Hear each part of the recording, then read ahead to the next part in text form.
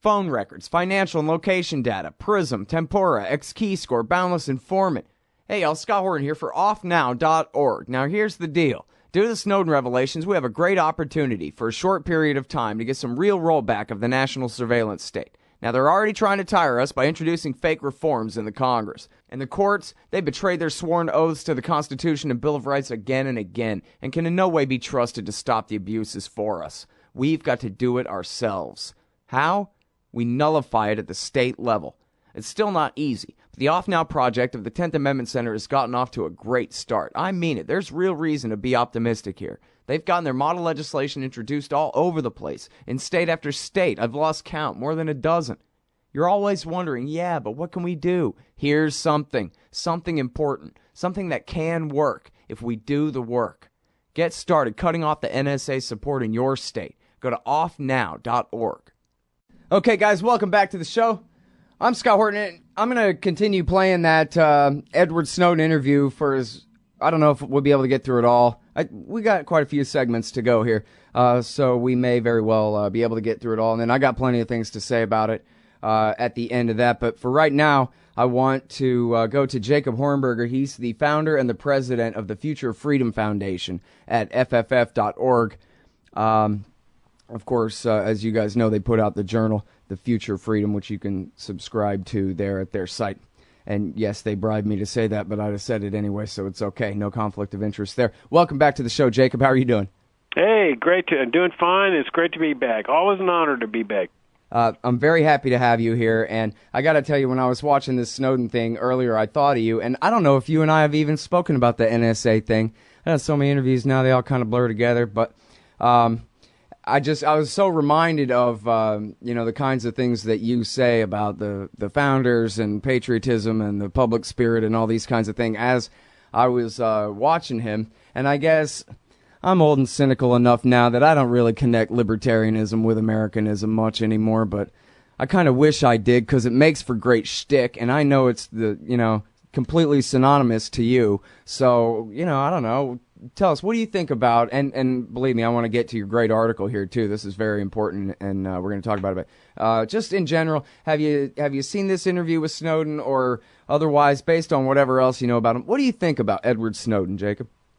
Well, I have seen the interview, and it was extremely impressive. I mean, his presentation was just extremely impressive. It's almost shocking that a 30-year-old man who doesn't even have a high school degree can express himself so eloquently and so clearly, and he clearly understands the issues, especially on patriotism, that he's able to do what libertarians are able to do. Now, he's clearly no libertarian, but he's able to draw that distinction between patriotism as far as love of country and then this false, fake form of patriotism that state issues called love of government. And we understand as libertarians that the real genuine patriot is the one that stands with his country, and especially when his government is in the wrong, that he takes a stand against the wrongdoing of his government, as compared to this fake form of patriotism that says you should be supporting your government right or wrong, you should never be questioning anything your government is doing, you should be deferring to authority, they're the experts, they're the ones in charge of your life. And so it's very, very interesting to see him making that distinction and causing Americans, hopefully, to think about that distinction because it's vitally important. They've done such a, thorough job. I don't know how effective it is, but they've done such a thorough job of trying to impeach his character rather than, discussing the substance of what he's revealed. It seems like, in a way, it's a diversion to talk too much about who he is and why he did what he did. But on the other hand, even him being able to speak for himself like this on NBC News is hardly enough to really counteract the smearing. I mean, those of us who really respect him, I think, have got to keep up that argument all the time because, this nonsense about, oh, look, a former KGB agent says that he's just sure that Snowden must be talking with the FSB, and this kind of crap doesn't stop coming. And so, that's their first priority, is not to talk about America's KGB is worse than the KGB ever was when it comes to internal surveillance on the American people, but just to try to scandalize Snowden and make him some bad guy for doing what he did means that they're our defenders. It's not him defending us or warning us about them. It's they're the ones protecting us from him, the traitor who puts us all in danger. And so, as silly as it is, I mean, it sounds completely ridiculous. But then again, liberals and conservatives like believing ridiculous things, Jacob. Well, but that's standard Washington policy. I mean, it's standard national security state policy. You can go back decades that whenever somebody discloses wrongdoing of the government, the first reaction is go dig up dirt on the guy so that we can smear him and destroy his credibility on a personal basis. And that way that distracts people's attention away from the substantive issue that is being disclosed. I mean, that's just standard tactics that they use. So I don't think it should surprise us that this is their modus. And so they're going after him on a personal basis. But what's fascinating is that nothing sticks.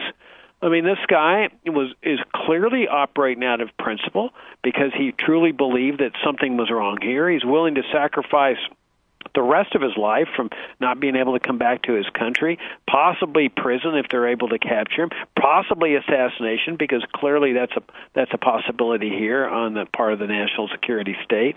And yet they try to smear him. They say he's a Chinese spy, a Russian spy. I'm sure they're digging into every single part of his personal life. I mean, I've been willing to bet that the first thing they did was went through all the NSA records to see what phone calls and emails they had recorded on this guy in order to dig up dirt on him. And so I don't think that should surprise us, because that's what COINTELPRO is all about. Spying on people, recording them, trying to get ways to smear them, and then when they do stand up against the government, they come up with all the evidence. That's why they compile a lot of this stuff on people to do this type of thing. So that they can go back on you. Oh, now that Hornberger's really made us angry, let's see what we can dig up. And, he talks about in that interview where Brian Williams hands him the phone. Sorry for the spoiler, everybody. Brian Williams hands him a cell phone and says, so if I Google the sports score, what can you know about me based on that? And he goes on and on and on about, your psychological profile and your pattern of life and everything else, just from one simple innocuous, web search.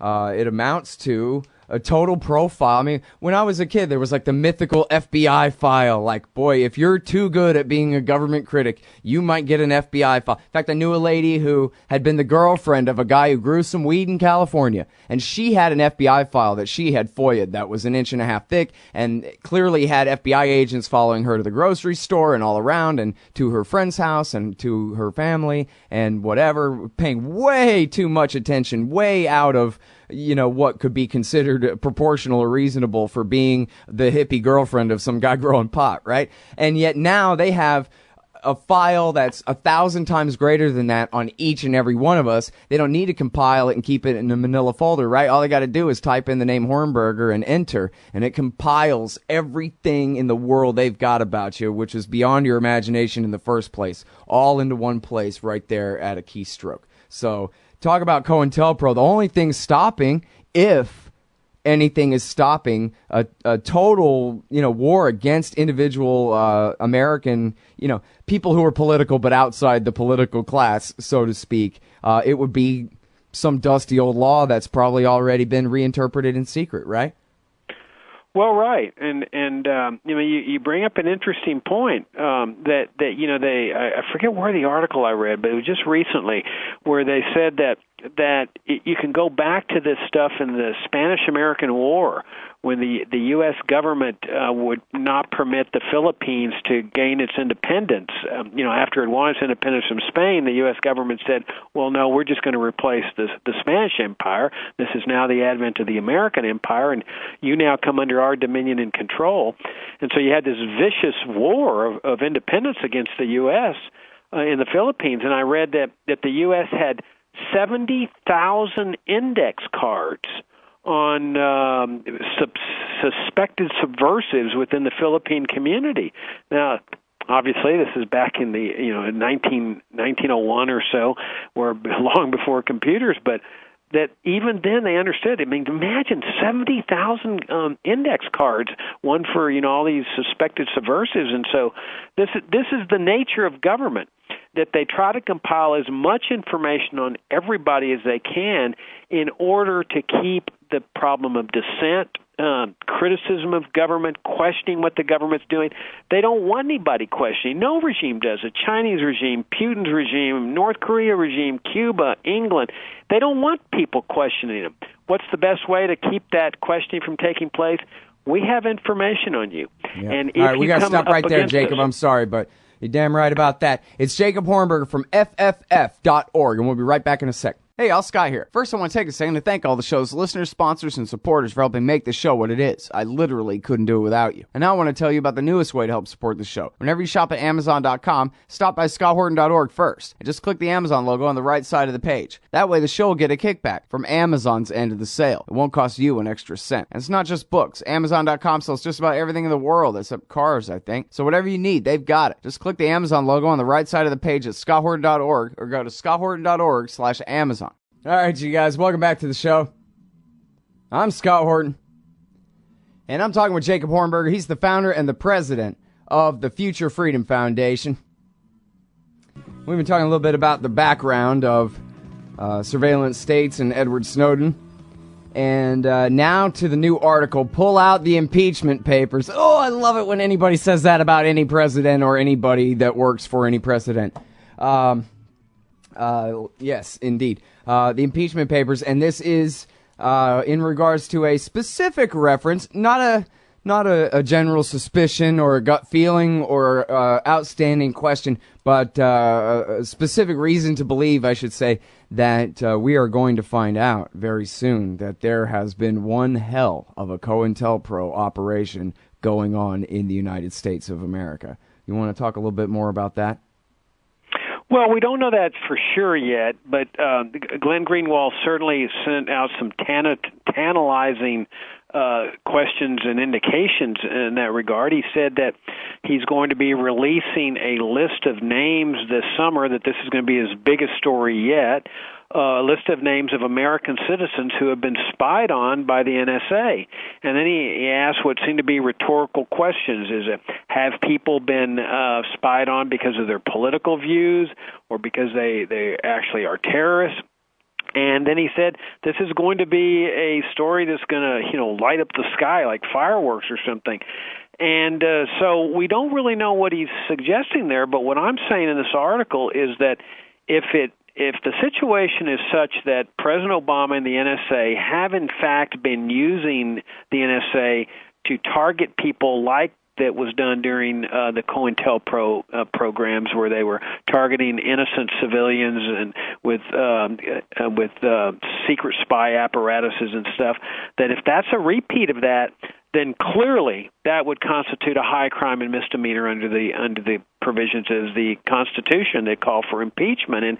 And we ought to keep in mind that impeachment is just it's just a process that the framer said exists, that you don't have to wait till the next election if you're dissatisfied, that if your high officials commit a high crime or misdemeanor, then it's certainly possible for the elected representatives to put them on trial and, if convicted, remove them from office. It's not a criminal offense. It's just, hey, you no longer serve in this position.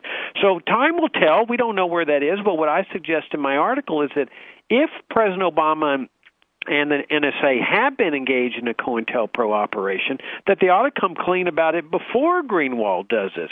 Because if they wait till afterward, it doesn't have any meaning to it. They say, oh, okay, well, we're sorry we did it.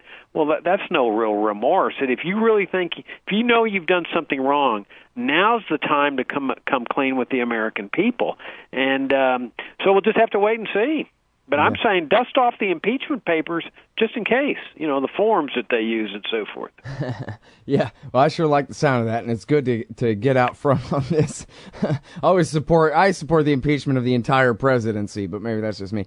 But yeah, so here's the thing about this is I absolutely agree with you, but at the same time, it seems to me like it's just as impeachable what they've done in pretending that relevant means anything. when relevant doesn't mean anything, or pretending that imminent means, might possibly happen at some point, when that's not what imminent means. And these kinds of things, when they're breaking the law, basically. Anybody in some private businessman, well, at least that they wanted to persecute, who tried something like that, they'd nail him to the wall, or anybody else, for trying games like that. And when the author of the Patriot Act says, well, that's not what relevant means in Section 215, guys, then they're breaking the law. Never mind the fact that even if you got every damn lawyer in the DOJ to agree about it, it's still in direct violation of the Fourth Amendment. We've already caught them on 10 zillion counts of violating Amendment 4 that forbids them from doing this stuff. So can't we just impeach them and remove them for that? Absolutely. I mean, and look at all the other law breaking. We had the telecom scandal where the administration specifically asked the CEOs of the telecoms to break the law and sell their customers privacy down the river. They had to end up getting a vote from Congress to grant them immunity from prosecution, just like they did in Chile and Argentina and those other amnesty laws. We got all the torture laws that have been violated. So, certainly there's been a lot of law breaking, and this is one of the things that I'm disappointed with respect to the Snowden interview and the Snowden position is that, he's clearly no libertarian. He can't bring himself to a higher level that says a free society has no NSA at all. He keeps talking in terms of that he's working to improve the NSA and he wants to make it a better operation and so forth. That's just nonsense. Well, and he even says, if the American people decide that they want it this way, then fine. But no, not fine. The Fourth Amendment forbids it. The national government does not have the authority to do this ever. I don't care if the Martians are coming. They don't have the authority, period. Exactly, and you can't sell out fundamental rights even though the majority wants to do it. That's the whole idea of the Bill of Rights is that, we don't put religion up to the majority vote. Why should we put our privacy up to majority vote? I actually like it better, though, that he's more of a statist and a conservative or a liberal or whatever the hell he is on that, because it makes it more the case that he's one of them, and yet it's still right from even that point of view that they have gone so far beyond their charter that he felt it was necessary to sacrifice his entire future and maybe his life in order to tell us the truth about it. And that, to me, makes it even better. It's like some right-wing Nazi like Dana Rohrabacher being pro-pot. It makes it a lot easier for other conservatives to finally oppose the drug war because they got a little bit of right-wing cover, that sort of thing. You know what I mean? Oh, it gives him tremendous credibility. That he's one of them. He's participating in the system, and he has this crisis of conscience, no doubt about it. What we have to do as libertarians is take the vision of the American people to a higher level, to where we don't want to reform the NSA. We don't want to make it better, as Snowden and others want to do. We want to get rid of it because it has no place in a free society. This is part of the national security state apparatus. The whole apparatus needs to go. It came into existence as an alien form of government, a totalitarian type form of government, because supposedly to fight the Cold War, and I would question even that, but Cold War is over. And it should have gone out of existence along with NATO and the embargo against Cuba and all this other Cold War stuff because it is a massive infringement on the freedom and privacy of the people. And I think that's the big thing that we bring as libertarians to the table here, is raising people's vision to a higher level of dismantle the thing, get rid of it, abolish it, along with the rest of the national security apparatus, the foreign bases, the big standing army, the CIA. All of these things, Scott, are antithetical to a free society, and that's the message that we libertarians bring. Well, back to the speculation about this, the big fireworks show coming, the crescendo or whatever, building up to in the next couple of months, I guess Greenwald said. And I guess, the part that you quote, he asked this rhetorical question, are they targeting political critics and dissidents? Okay, so, yeah. Right? But then, so, what is he talking about? Is he talking about, it sounds like, if they're going after Occupy, and if they're going after Ron Paulians, if they're going after, leftists and libertarians or even right-wingers who are outside the political class and yet want to somehow participate in politics in America, which is against the rules, if I mean, it sounds like he's not just talking about I guess if they're doing that, then that means that it sort of implies that, they must probably be going after all Muslims too, right? As best as they can, or all Arabs, things like that. If they're going that far where because we know there are already stories about the military spying on anti-war groups way outside of the law on the West Coast, where they were doing, protests at military bases and stuff, but still should have been the civilian authorities. But they've been very happy to play fast and loose with the law the whole terror war long here. And we know the way they talk, just how great of a threat that they consider, even Ron Paulians, who Ron Paul's saying, come on, libertarians, into the Republican Party and make it better and whatever, which is, at least according to the story, allowable, right? That's how the American system is supposed to work. But, I just don't know, man. I mean, when Greenwald talks like this, it sounds to me like they really have been COINTELPROing the hell out of all kinds of dissidents. But my fervent hope and prayer, Jacob, is that they've been spying on congressmen and senators and governors and lieutenant governors and Democrat and Republican private party leaders in the states and that kind of stuff, man. I want to see a gigantic Madisonian intergovernmental fight, about what all they've been up to there. What do you think are the chances of that they've been spying on Dianne Feinstein? I think there is a possibility, and I think there's a possibility of Ron Paul. And, because see, they have this mindset that goes from a real terrorist to all of a sudden a person questioning their policies, and they put them all in the same category. They see them as enemies of the state. And I think that if they've been spying on congressmen, they've been spying on people involved in politics, people in the libertarian movement, the leftist movement, I don't think there's any doubt that that's an impeachable offense. I think it's COINTELPRO all over again, and it will show people that reform never worked. Because remember, those things were supposed to be ended with the church committee hearings and so forth, and it will show people, get rid of your notion that you're going to reform these things. The only solution is to get rid of them. Yeah.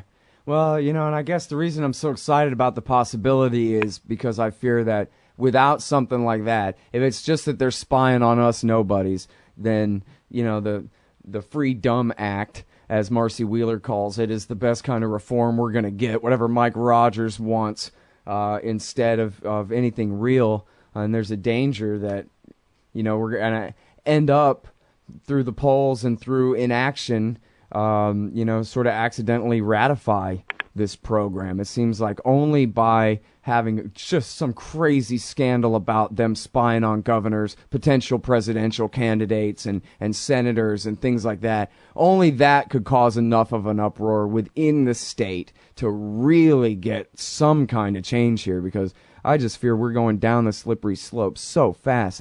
Without something like that, then the best we're going to have is really what Greenwald and Snowden have been saying, which is we need the nerds to make better cryptography, and we need regular people to adopt it more and more, and just make the courts and make the Congress and make the NSA obsolete by just outwitting them. That'll be all we have left. Yeah, that's not very much as far as I'm concerned. It's good. I mean, it's advantageous. Try to protect your own privacy. But I say we got to keep striving for that free society, and that means, a society in which people are free to live their lives without thinking about somebody's watching them, reading their emails, listening to their telephone calls. I mean, freedom is living life without thinking that government might be doing this to you. And the only way to do that is to dismantle the agencies that have the capability to do that. Because once you put your trust in them to, quote, do the right thing, darn well they're going to be doing all their little secret stuff, especially if they know they can get away with it. I mean, that's why I think you might be right that they've got files on congressmen and judges or whatever, because they never thought they'd get caught. And when you have omnipotent power like that, you tend to do things that maybe you wouldn't have done ordinarily if you thought you might get caught at it. Yeah. Well, yeah, man, we'll wait and see. I sure hope that's true. And this is why I like you so much, is because you always just say, like, hey, everybody, stop for a second and just accept the fact that it does not necessarily have to be this way. They keep making all of this so damned inevitable, but it does not have to be this way. We can be free. And I know that there are people who think, oh, come on, a world without the National Security Agency, a world without the CIA. But you know what happens is they hear you and they go, nah. But then they hear 100 more things about the NSA and the CIA, and then they just can't take it anymore, and they can't escape the fact of the seed that you planted in their mind that, no, really, it's credibly possible to have a free society, and we'd be better off than with this massive, set of departments up there hell-bent on persecuting us in the name of protecting us. And I couldn't agree with you more, but you say it so well, and I believe in the power of your argument to win people over, even if they can't stand to hear talk like that. Later on, they'll know you're right, and they'll come our way. So thank you again for coming on the show, Jacob. I sure appreciate it. Oh, my pleasure. Always an honor and a pleasure. Look forward to the next time. All right, everybody. That's Jacob Hornberger, FFF.org, the Future of Freedom Foundation. Pull out the impeachment papers. Hey, y'all, Scott Horton here. Are you a libertarian and or peacenik? Live in North America? If you want, you could hire me to come and give a speech to your group. I'm good on the terror war and intervention, civil liberties stuff, blaming Woodrow Wilson for everything bad in the world, Iran, central banking, political realignment, and, well, everything. I can teach markets to liberals and peace to the right. Just watch me. Check out scotthorton.org/speeches for some examples, and email me, scott@scotthorton.org, for more information. See you there. Hey, all, Scott here, inviting you to check out Modern Times Magazine at moderntimesmagazine.com. It's a great little independent publication out of Phoenix, Arizona, featuring unique views on economics, politics, foreign policy, sports, and music, with great art scene coverage and fiction writing as well. That's Modern Times Magazine at moderntimesmagazine.com. Hey, y'all, Scott Horton here for cashintocoins.com. So you want to buy some Bitcoins? Cashintocoins.com makes it fast, easy, and safe to get Bitcoins. Just deposit the money into their account at any of the major banks they support, and then just email them a picture of the receipt and your Bitcoin address, and you get your Bitcoins. Almost always the same day it clears. In a tough, competitive new market, cashintocoins.com has the advantage. A great system and great customer service to keep you coming back. That's cashintocoins.com. Just click the link in the right margin at scotthorton.org. Hey, y'all, Scott Horton here for The Future of Freedom, the monthly journal of the Future of Freedom Foundation. Edited by libertarian purist Sheldon Richman, The Future of Freedom brings you the best of our movement, featuring articles by Richman, Jacob Hornberger, James Bovard, and many more. The Future of Freedom stands for peace and liberty, and against our criminal world empire and Leviathan state. Subscribe today. It's just $25 per year for the back pocket-sized print edition, $15 per year to read it online. That's The Future of Freedom at fff.org/subscribe. Peace and freedom. Thank you.